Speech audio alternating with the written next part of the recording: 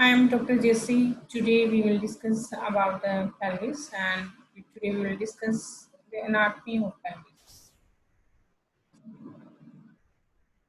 तो जैसे आप सभी को पता है कि pelvic girdle के बारे में, एंड सबसे पहले हम इसके फंक्शन की बात करते हैं कि pelvis क्या काम करती है हमारे बॉडी में।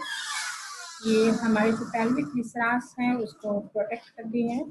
दूसरा ये है कि हमारी बॉडी वेट को सपोर्ट करती हैं और जो वेट है उसको ट्रांसमिट करती है लोअर लिम्ब की तरफ।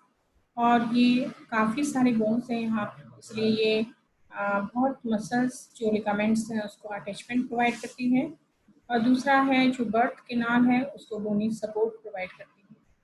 अब बात करते हैं कि pelvis किस तरीके से बना हुआ है, कितने बोन से बना हुआ है। तो यहाँ पे 2 हिप बोन्स है एंड सैक्रम है जो 1 नंबर है एंड कॉक्स जो 1 नंबर है। अब बात करते हैं कि ट्रू एंड फॉल्स pelvis क्या होता है। ये हमने देखा है यहाँ पे, ये हमारा पेल्विस है और ये हमारा पेल्विक इनलेट है। इसको हम पेल्विक ब्रिम भी बोलते हैं। इसका मतलब ये जो किनारा आपको दिखाई दे रहा है that is the pelvic brim. तो ये पेल्विक इनलेट के ऊपर जितना भी पोर्शन है वो आएगा हमारे फॉल्स पेल्विस। ये जो पोर्शन है ये कंटिन्यू करेगा एब्डोमिनल कैविटी को, इसलिए जो लोअर एब्डोमिनल पार्ट है वो यहाँ पे लाई करेगा और जो सांस है यहाँ पे इसकी प्रेजेंट होगी। जैसे एब्डोमिनल रीजन में आपने पढ़ा होगा, हम right and left iliac region की बात करते हैं, वो right and left iliac region यही वाला पार्ट है।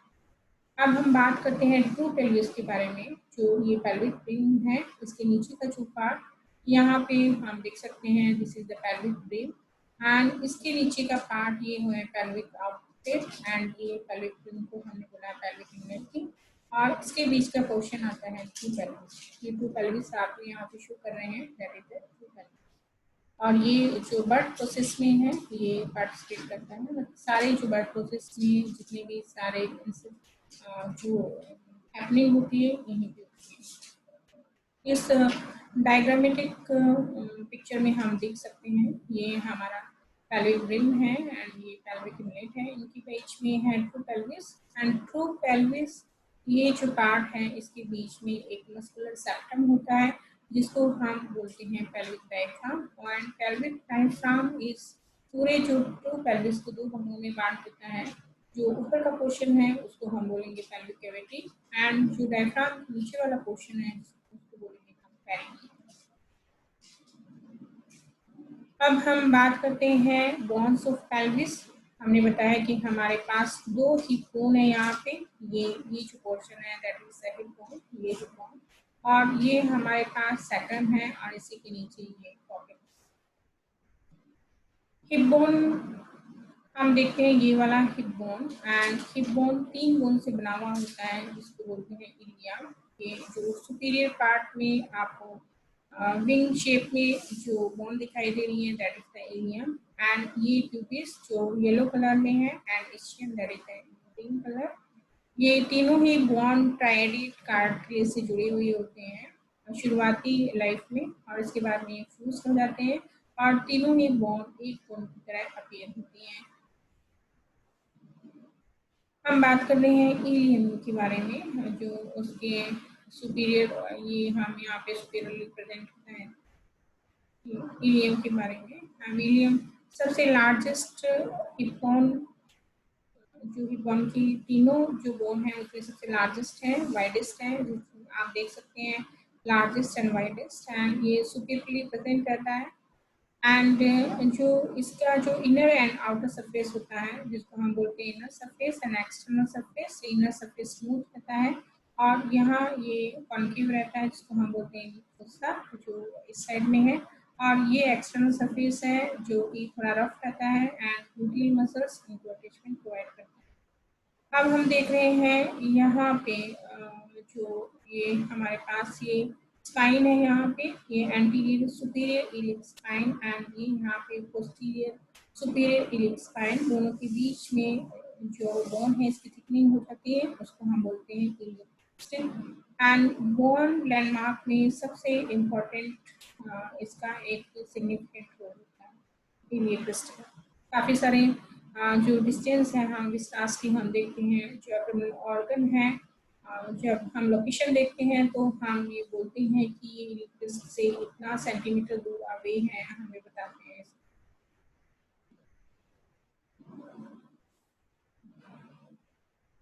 अब हम बात करते हैं प्यूबिस की। प्यूबिस सबसे हिप बोन का सबसे एंटीरियर पोर्शन बनाता है, ये वाला हिप प्यूबिस है। एंड ये जो प्यूबिस है 3 पार्ट से बना हुआ होता है। एक ये this is the body, and ये है सुपीरियर प्यूबिक रेमस, एंड ये है inferior pubic ramus. Inferior pubic ramus ischium से जुड़ जाता है आगे, इस्चियम की रेमस से, एंड इस्चियो प्यूबिक रेमस बनाता है। एंड जो सुपीरियर प्यूबिक रेमस है ये लेटरली एक्सटेंड करता है, और जो एसिटाबुलम है, जो कैविटी हमने जो एसिटाबुलम कैविटी है उसका एक उसको बनाने में पार्टिसिपेट करता है। दूसरा यहाँ पे जो बॉडी है जिसको हम बोल रहे हैं प्यूबिक बॉडी, ये दोनों प्यूबिक बॉडी दूसरे जो अपोजिट साइड की जो प्यूबिक बोन है उस प्यूबिक बॉडी से आर्टिकुलेट करता है एंड प्यूबिक सिम्फाइसिस बनाता है। अब हम बात करते हैं इशियम की। इशियम जो posterior inferior part of the hip bone है, ये भी सेम प्यूबिक की तरह प्यूबिक बोन की तरह एक बॉडी से बना हुआ होता है। And inferior superior famous, this is inferior ramus and superior ramus, और ये यहाँ पे बॉडी है। ये इंफीरियर रेमस ये प्यूबिक रेमस से ज्वाइन करता है एंड इससे प्यूबिक रेमस बनाता है यहाँ पे। एंड जो सुपीरियर फेमस है ये एसिटाबुलम कैविटी को बनाने में एक कंट्रीब्यूट करता है। एंड जो सुपीरियर रेमस है और बॉडी यहाँ पे ज्वाइन कर रही है, यहाँ पे एक स्पाइन नाम का एक स्ट्रक्चर होता है जिसको हम बोलते हैं स्टिल स्पाइन। एंड ये आपके हम जब लिगामेंट्स पढ़ेंगे उसमें हम देखेंगे कि कई तरह की अटैचमेंट इस तरह की ये स्पाइन्स प्रोवाइड करते हैं।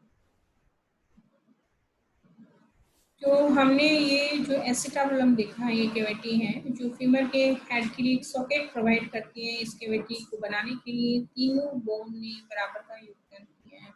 कि ये कैविटी से एक बोन से नहीं बनी हुई है या इलियम से नहीं बनी हुई है पूरी तरीके से, ना ही क्यूबिक से बनी हुई है, ना इस्चियम से बनी हुई है। तीनों ने 1/3 पार्ट प्रोवाइड किया है अपना, एंड ये कैविटी फॉर्मेशन किया है फीमर के हेड के लिए। हमने बात की थी हिप बोन की, हिप बोन के तीनों पार्ट की। अब हमारा दूसरा जो बोन है जो पैल्विक गर्डल को बनाने का काम आता है वो सेक्रम, ये लीफ लाइक स्ट्रक्चर है।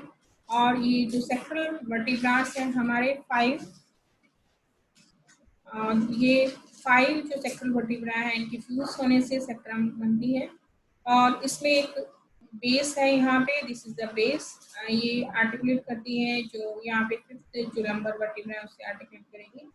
और ये अपेक्स है यहाँ पे, दिस इज अपेक्स, ये नीचे कॉर्टेक्स होगी इससे आर्टिकुलेट करेंगे। एंड लेटरली ये ऑरिकुलर सरफेस होगी और यहाँ पे इलियम होगा जो पेल्विक जो हिप बोन का एक पार्ट है, इलियम जो अभी हमने पढ़ा है उससे आर्टिकुलेट करेगा। और ये एंटीरियर सरफेस है जो स्मूथ होगी और कई तरह के लिगामेंट एंड मसल्स को अटैचमेंट प्रोवाइड करेंगी। एंड जो पोस्टीरियर सरफेस होगा, अगर हम इस पिक्चर में देखें, this is the posterior surface, ये बहुत रफ होता है। ये जो प्रोसेस है, जो ट्रांसफर प्रोसेस है, स्पाइनस प्रोसेस है, इनके आर्टिकुलेशन से एक ट्रस्ट बनाते हैं, इसके कारण वहाँ पे एक रफनेस आ जाती है। दूसरा हम देखते हैं ये सेंट्रल केनाल, वर्टिब्रास फ्यूज हुई है उसमें वर्टिब्रल केनाल है।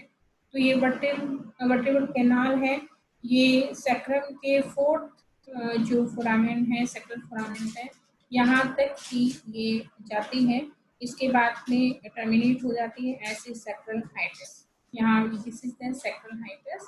और ये 4th जो फोरामेना है 4th ये वाले यहाँ तक ही कंटिन्यू करती है। इसके बाद में सैक्रल हाइटस ऐसे ये टर्मिनेट हो। अब हम बात करते हैं सैक्रम की सरफेस की। हमने बताया कि हमारे पास इसका एक पैल्विक सरफेस है जो स्मूथ है, this is the pelvic surface, ये स्मूथ है। एंड ये जो पीछे का इसका सरफेस है जो डोर्सल सरफेस, ये क्वाइस है, रफ है। तो इसके रफनेस का क्या रीजन है हम यहाँ पे देख रहे हैं। हमने यहाँ पे देखा कि यहाँ पे क्रिस्ट फॉर्मेशन होता है, तो ये हमारे जो मीडियन बिल्कुल मिड में हमें दिखाई दे रहा है, इसको हम मीडियन सैक्रल क्रिस्ट बोलेंगे। एंड जो लेटरली आपको दिखाई दे रहा है उसको हम बोलेंगे लेटरल सैक्रल क्रिस्ट। एंड दोनों मीडियन एंड सैक्रल के मीडियन एंड लेटरल के बीच में जो सैक्रल क्रिस्ट दिखाई दे रही है उसको बोलेंगे हम इंटरमीडिएट सैक्रल। इनको बनाने में अलग अलग वर्टिब्रा ने इन तीनों क्रिस्ट को बनाने के लिए मीडियन इंटरमीडिएट लेटरल में कुछ वर्टिब्रास ने पार्टिसिपेट किया है, मतलब सारे वर्टिब्रास ने इसमें पार्टिसिपेट नहीं किया है। जैसे मीडियन को बनाने के लिए जो फर्स्ट 3 है उन्होंने फ्यूज हुई है, एंड इंटरमीडिएट को बनाने में इसमें फ्यूज हुई है 2 से लेके 4 तक। S1 S2 में इसमें कोई योगदान नहीं दिया है। एंड जो लेटरल को बनाने के लिए इसमें 5 जो वर्टिब्रास हैं सैक्रल वर्टिब्रास इसमें योगदान किया। अब हम बात करते हैं कि वर्टिब्रास की किन किन वर्टिब्रास ने इसमें योगदान किए हैं, वो हमने देख लिया है। लेकिन कौन से प्रोसेस के आर्टिकुलेशन से, कौन से प्रोसेस के फ्यूजन से क्रिस्ट का फॉर्मेशन हुआ वो देखते हैं। जो फर्स्ट हमारे जो टी सैक्रल वर्टिब्रास है, इसके स्पाइनस प्रोसेस के आपस में फ्यूज होने से मीडियन सैक्रल क्रिस्ट का बनता है। एंड जो इंटरमीडिएट सैक्रल क्रिस्ट है ये यहाँ पे सैक्रल आर्टिकुलर प्रोसेस है उसके फ्यूज होने से ये इंटरमीडिएट सैक्रल क्रिस्ट का फॉर्मेशन होता है। और यहाँ पे जो लेटरल जो सैक्रल क्रिस्ट बन रहा है उसमें इसके ट्रांसफर प्रोसेस के आपस में फ्यूज होने से ये क्रिस्ट का फॉर्मेशन होता है। इसलिए हमने देखा मीडियन लेटरल इंटरमीडिएट इसमें अलग अलग तरह की वर्टिब्रा ने अलग अलग उनकी प्रोसेस जो होती हैं ट्रांसफर आर्टिकुलर और जो स्पाइनस इन्होंने कंट्रीब्यूट किया है। अब हम बात करते हैं पेल्विक सरफेस। जब हम सैक्रम का देखते हैं तो इसमें हमें कुछ इसमें ट्रांसवर्स लाइंस दिखाई दे रही है। ट्रांसवर्स लाइंस क्योंकि वर्टिब्रा इसमें फ्यूज हो रही है और हम जानते हैं कि वर्टिब्रा के बीच में इंटरवर्टिब्रल डिस्क होती है और ये इंटरवर्टिब्रल्स ऐसे रेमिनेंट रह जाती है, ऐसे लाइन रह जाती है। तो ये लाइन उस चीज के लिए जो इंटरवर्टिब्रल डिस्क है उसको शो कर रही है। ये दूसरा है सैक्रल प्रोमोनरी। ये सैक्रल प्रोमोनरी इसका बेस का ये इसका एंटीरियर पार्ट है, लेकिन हम यहाँ पे ये ब्रिम बनाती है। जब पेल्विक इनलेट की जो ब्रिम बनाती है तो पेल्विक इनलेट का जो पोस्टीरियर पार्ट को ये बना रही है। ये पेल्विक इनलेट अब यहाँ से लेके इस तरीके से होगा पेल्विक इनलेट। तो ये इसका जो एंटीरियर पोर्शन जो पेल्विक ब्रिम का ये जो गोलाकार किनारा है उसका सबसे पोस्टीरियर पार्ट को ही बनाएंगे। इसका पोस्टीरियर बनाने से ये जो सैक्रल प्रोमोनरी ये इसके अंदर जो भी स्ट्रक्चर्स हैं जैसे आर्कुएट लाइन है, क्यूबिक क्रिस्ट है, पैक्टिनियल लाइन है, उससे कंटिन्यूस हो जाएगी। अब हम बात करते हैं कॉकिस से। कॉकिस बनी हुई है अपेक्स से, बेस से। ये अपेक्स है, दिस इज अपेक्स और ये बेस है इसका। एंड 2 लेटरल सरफेस है और एक एंटीरियर सरफेस है यहाँ पे और एक पोस्टीरियर सरफेस है। इस तरीके से 2 लेटरल सरफेस, एक एंटीरियर पोस्टीरियर सरफेस और एक बेस एंड अपेक्स से मिलकर कॉकिस बनी हुई होती है। बेस में यहाँ पे फैसेट होता है जो सैक्रम से आर्टिकुलेट करता है यहाँ पे। एंड अगर हम इसके लेटरल सरफेस की बात करें तो इसमें ट्रांसफर प्रोसेस होता है और जो फर्स्ट कोटिजियल जो वर्टिब्रा होता है उसका ट्रांसफर प्रोसेस सबसे बड़ा होता है। उसके बाद में बाकी जो वर्टिब्रास है उसके ट्रांसफर प्रोसेस छोटे होते हैं। एंड फर्स्ट जो कोटिजियल वर्टिब्रा है उसमें कॉर्नुआ होता है। ये कॉर्नुआ जो सैक्रल कॉर्नुआ जो सैक्रम का जो सैक्रल वर्टिब्रा है 50 उसके कॉर्नुआ से आर्टिकुलेट करता है। तो हम ये देख रहे हैं ये सैक्रल इसे आर्टिकुलेट करता है, ये सैक्रल खुलना और ये इसका ये दोनों आर्टिकुलेट करते हैं। इस तरह हमने पेल्विक बोन के बारे में पूरा पढ़ लिया है। आगे इसके लिगामेंट के बारे में हम इसके जॉइंट्स एंड लिगामेंट के बारे में बात करेंगे। आपको ये कैसा लगा, इंफॉर्मेटिव है, आपको समझ में आया है, प्लीज इसके बारे में थैंक यू।